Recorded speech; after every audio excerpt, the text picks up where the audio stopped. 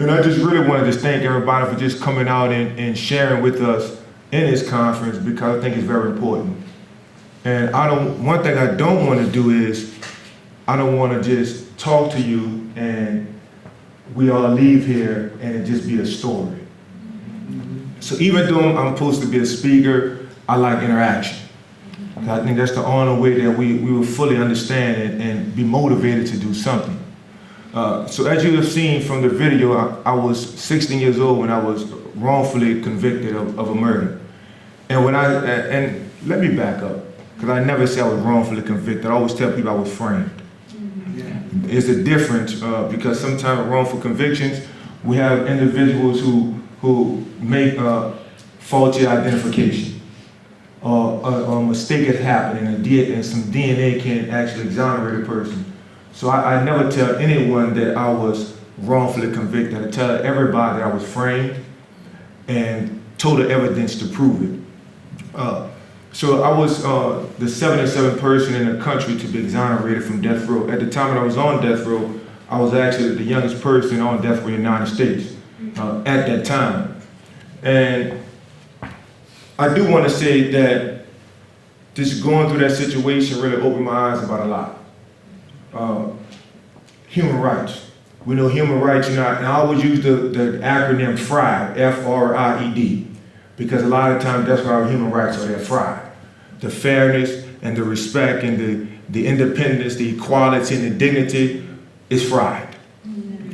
And I like to just, because we're here for human rights and going back to rehumanizing us, or even opening our eyes to going back to the beginning, I like to use that to talk about my situation, about fairness. We know that fairness is what? What is fairness? I told you we're going to be interactive. What is fairness anyway? Treating people equally. Now let me tell you about my situation. I grew up in one of the poorest areas of New Orleans in the 9th Ward. I'm the 7th of 8 children. My mom was on welfare. I would not sit here and say prior to me being arrested, I was an angel. Yes, I was arrested before as a juvenile. I used to cut school a lot. Some mischievous things. But because we grew up in a poor neighborhood and because I was arrested before for truants as a juvenile, that doesn't mean I was a murderer. So for me to be treated fairly, I was at a basketball game with the videotape of the game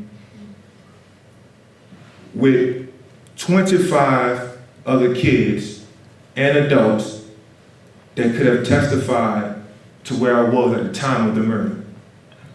Now we're talking about being treated fairly, that if I was a white kid and I had 25 white friends and their parents and the coaches and the referees, and they had a videotape of that game, I know without a doubt the system would have apologized to the individual. Yet, what happened was the system tried to say that all of us were lying. Now, you would say, well, it just doesn't seem right or sound right. Let me tell you a story. During my trial, when it was time for us to call our witnesses, went to lunch. Come back from lunch, Your Honor said, defense, call your first witness. My attorney at the time came, Your Honor, we call Michael Dawes. Bailiff goes out in the hallway. Come back in, no Michael Dawes. Call your next witness. We started calling witness after witness after witness. Before lunch, all of my teammates were sitting in the hallway waiting to testify. None of them were nowhere to be found. Can anyone think what may happen? What have happened? Anybody? The trial was going to be postponed to the next day or something? Trial could have been, they were told the trial. Let me tell you what happened. Intimidation. Couldn't come through. Worse. Worse.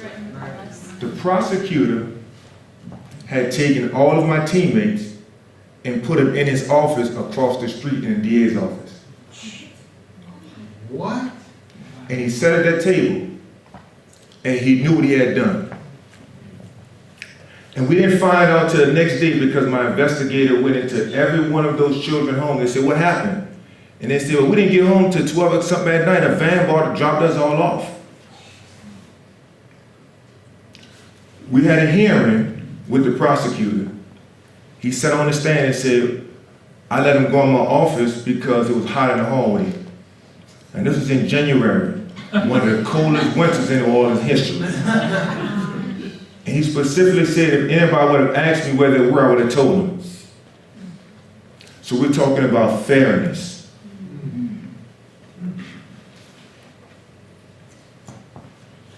My coach, who you saw in the video, lived in the next block from me, 5 houses down. So I've always had you know, I know I'm gonna go home. I don't have to call my parents for a ride. I know I'm just gonna hang out with the coach. He live right down the street, and now I'll get a ride home every game. What made this game so particular was that we didn't know I was at a game until 2 months after I was sitting in jail. My coach said, you know, he said he and his wife were just sitting down one day talking, and he told his wife, he said, babe, I don't think that kid committed that murder, just not that type of kid. And his wife said, well, check the records. Maybe it was that night that you came in late. And it was so vivid because it was their anniversary. And so when he walked in that door at almost 11 o'clock that night, his wife was livid. So it was just that thought that his wife said, well, go check the records. So he just happened to go check the records, and sure enough, it was that same night. If you didn't commit a crime or you didn't do something, you're not walking around thinking, well, let me see what I was doing on at that time. You just, I didn't do it, I didn't know. Instead of the prosecutor questioning my coach and just getting down to the truth, he went to his home, took a statement from him on a little small cassette, at trial. Now he asked my coach at his home, well, what time does the game normally end? Like he said on the news, 9:25, 9:30, and the games are normally over. But this night, the game didn't end until 10:15. At my trial, he played my coach's statement on a big cassette tape, and he dubbed it. So on the stand, he playing a recording from my coach, and now my coach saying that night, the game ended at 9 o'clock, 9:15, when in fact, that game ended at 10:15. He had took that tape and dubbed it and recorded it, and my coach on the stand, like, hold up, talking to my lawyer and the judge saying, no, you can't talk to him on the stand. So he never had the opportunity to even correct that. Now my attorney's not going to recross and try to even go back into that. Like he's trying to get as far away from that statement as possible. We didn't find out until my trial was over with. So here we are, saying I'm at a basketball game, and I'm showing a videotape. I don't really have any witnesses. My coach looks like he's lying on the stand. It looks like a botchy. Now we're talking about a 16-year-old black kid that's being railroaded and intentionally being conspired to be put to death. And we're talking about human rights. We're talking about fairness and respect and independence and equality and dignity.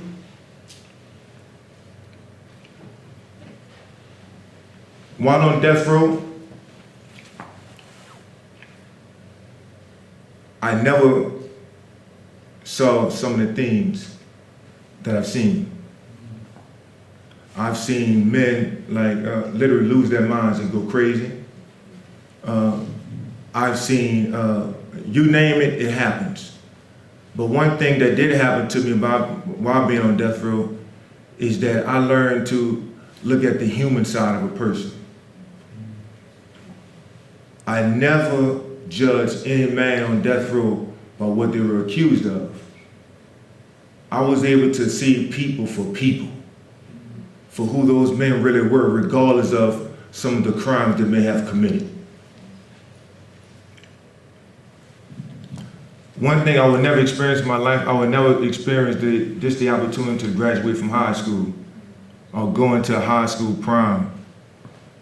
Or just, some of the basic things that, we take for granted.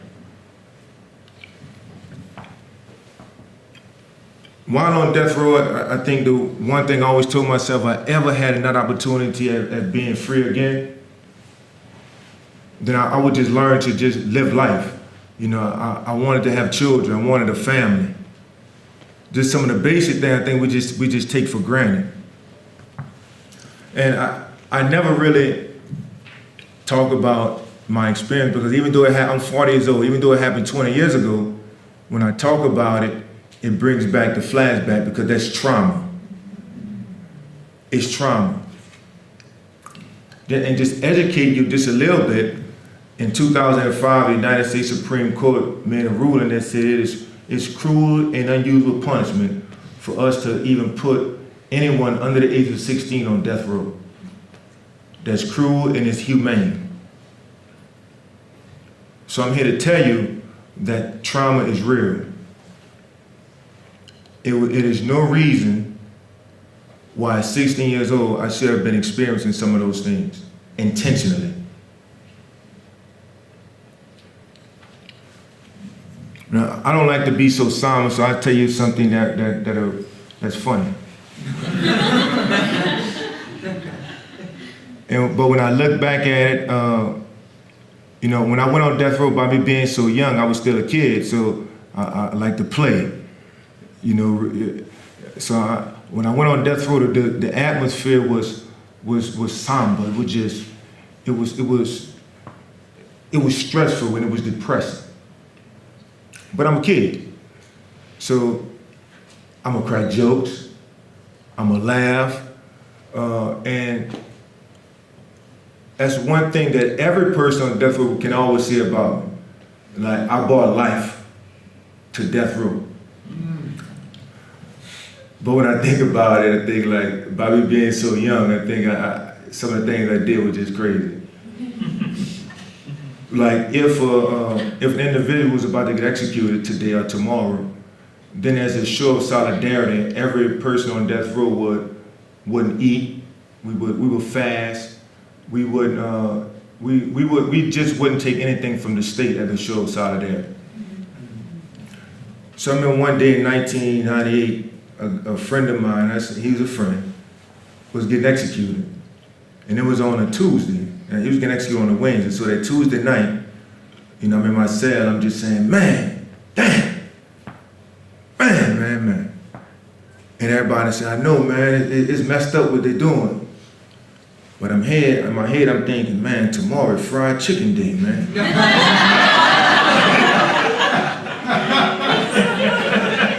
And fried chicken is really all the meal I like to eat on death row. So I'm saying, man, damn, man, this is messed up. But I think it's messed up. I gotta pass up this food tomorrow. So I mean, all night, and even for breakfast that morning, I'm like this is one of the biggest decisions I got to make. Pass up this fried chicken. And lunch came at about 11 o'clock. And at this time I was in cell 13, so they had 16 cells.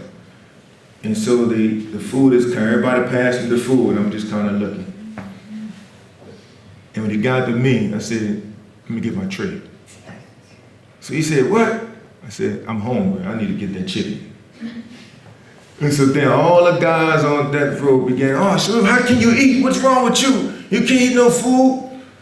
And I'm like, I'm hungry. They're like, well, if they ever kill you, everybody gonna eat. Now I'm upset. So then I tell the gentleman, give me my tray and give me everybody's tray and pass it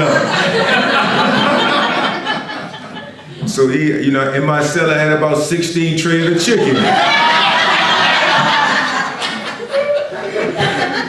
And so we do have some like a microwave bowls. I'm putting them all in bowls. Like I'm gonna make chicken salad. I'm gonna have chicken sandwiches. I'm gonna have chicken everything. So about 7 o'clock that night, a few of the guys kind of hot. Hey Shareef, you still got that chicken down there?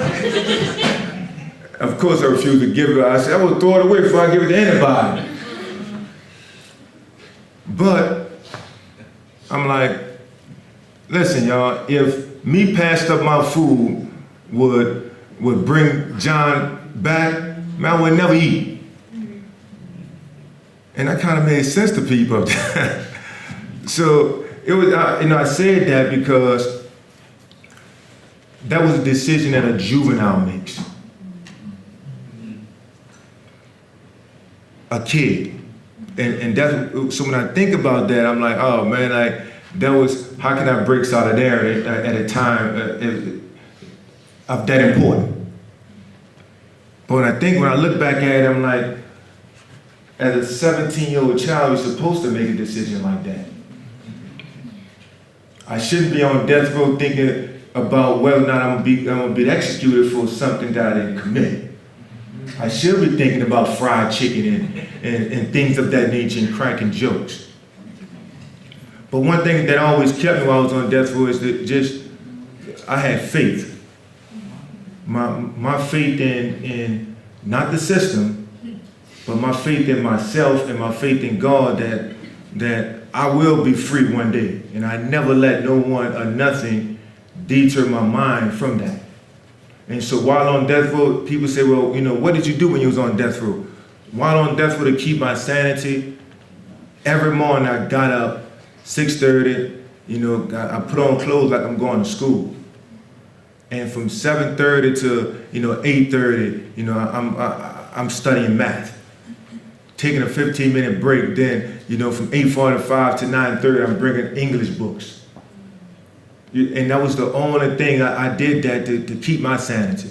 Because here I am now, now I want to be in school. When I was young, I want to cut class, but now here I am sitting in the cell, and so I try to just live my life in that little small space and do whatever I can. And I told myself I'm preparing myself because I'm going home one day and I'm gonna be prepared.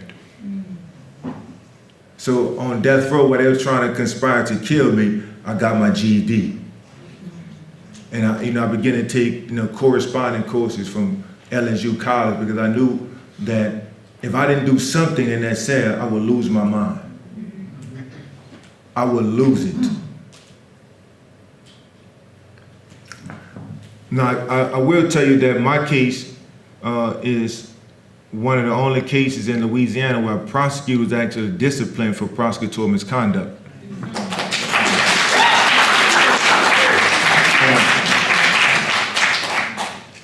The bad thing about that is the Louisiana Supreme Court, for all of the misconduct that their prosecutor did, and not just kidnapping my teammates, but the statement that the eyewitness made, he intentionally didn't give it over. I can go on and on, not just the prosecutor. And this is why I tell you I'm afraid. The detective on my case, there was a $10,000 reward out from Crime Stoppers for any information leading to the arrest of the individual in this case. And I'm here to tell you the detective called Crime Stoppers on me and received the $10,000 reward money. The evidence. When this crime happened in the French Quarters, 3 individuals ran and jumped in a getaway car. That was a witness who was sitting on his porch. The French Quarter has the high porches. He said he had his binoculars out because he was bird watching that night. He said he was sitting on his porch with his binoculars and he heard some shots and saw 3 people run and get in a car right below his porch. He took his binoculars, got the license plate and called 911 and gave them the license plate of a getaway car. 3 days later, someone called Crime Stoppers and gave up the name of 3 individuals. Neither one of them my name. the detective, I'm no expert, but I watch a lot of CSI. Detective had two pieces of information that he was working with 3 days after the murder. A Crime Stoppers tip, and to try to find the car that someone called the license plate. So a week later, he actually found the car. The car belongs to the mother of one of the gentlemen that somebody called Crime Stoppers on. This detective questioned the three individuals. One of them said that he was full of some marijuana one night and he was with his girlfriend. Detective followed up, he wasn't with his girlfriend at that time, he said he was with her. One of the other gentlemen said he was at home babysitting, and the other person said he didn't know where he was. This detective was taken off the case. Now, I'm no paramason, but if someone called Crime Stoppers on somebody, and then there was a getaway car, and it matched the mother then there's a correlation there. There's something there. This detective was reassigned from the case, and another detective came on the case. So when the next detective came on the case, all of a sudden, someone called Crime Stoppers and said it was Shareef. Now, I told you as a juvenile, I was arrested before for a firearm possession. So I guess this detective began to look at, back, let's see who may have did some things. For some unexplainable reason, he took my picture, and I guess he said, I'm gonna put it on him, and called Crime Stoppers on me. So that's why when I was 4 inches short at the time of my arrest, because I was shorter when I was arrested as a juvenile, and that was the picture he had to work with. So now he began to follow up on his Crime Stoppers tip and pinned the murder on me.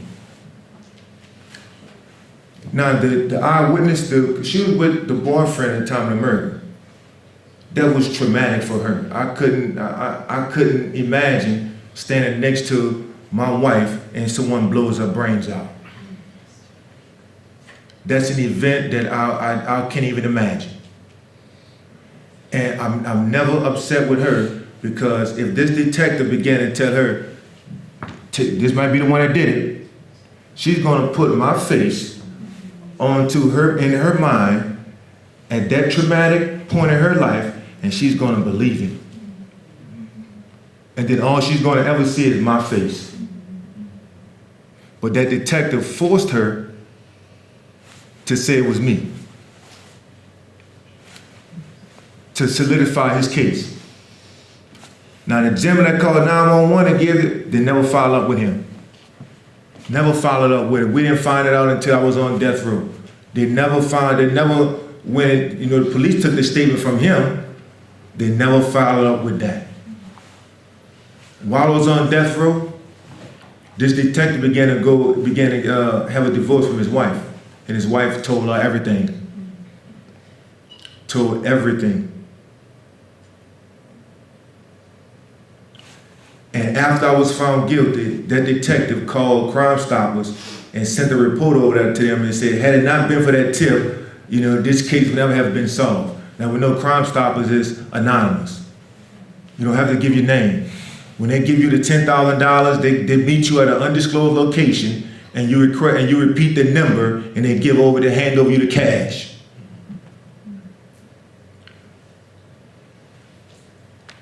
And it was about maybe 7 years ago, I was doing a training for the public defenders. And there was a gentleman who was an investigator for the public defender's office at that time. He was a former homicide detective. So I was using my case about proper investigation from a police standpoint. And every time I talked about what this detective should not have done, that gentleman always said, well, I know him, he wouldn't have done that. It's hard for me to believe this and believe that. So I had to correct him. I'm like, listen, I understand sometimes we look at our friends in another light, but they don't mean that our friends may not have done some things. After the training was over with, that person stood in the hallway and apologized to me, that investigator, and he said, you know what, I was wrong. I knew he did that because he called me and he told it to me. So you know I made sure that that person could never work in a public defender's investigator's office. But I'm saying that because at every stage, you know, is my human rights were just trampled down the line. But what happened to me is not an isolated situation. We see it every day. Every day. But I just want to just commend everybody because, you know, a lot of time on our Saturday afternoon, we could be doing something else. But just for me to see a lot of folks that they're conscious and are motivated to change or even look at the human being for, you know, with respect, regardless of our race, creed, or our socioeconomic status. But I don't want nobody to walk out of here and just say, you know, I feel bad for what happened to Shareef. I'm okay. But I want us to do something. I don't care what it is. Just do something and be active and make a change in someone's life.